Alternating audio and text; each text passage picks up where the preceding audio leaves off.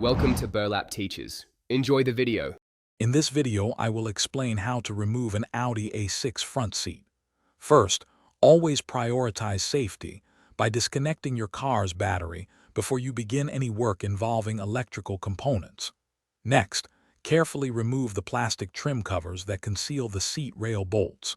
Once these are off, you can access and unbolt the 4 main mounting bolts that secure the seat to the vehicle's floor. This initial step is crucial for freeing the seat.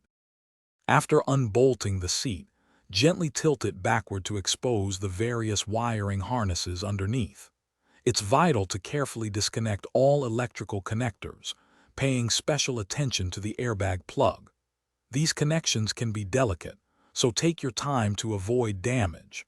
Double-check that all wires are completely free and not snagged on any part of the seat or floor before proceeding to the next step.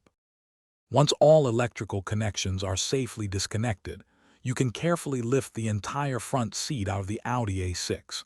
It's often helpful to have a second person assist with this to prevent scratching interior trim or damaging the seat itself.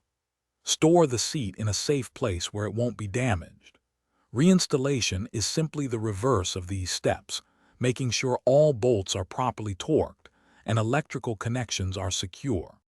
After reinstalling the seat, double-check that all electrical connections are firmly in place and that the mounting bolts are tightened to specification.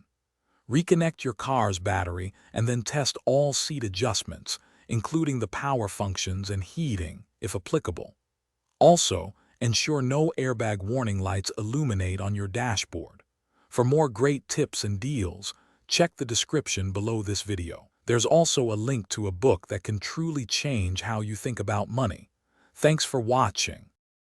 Thanks for watching. Consider subscribing if this video helped you.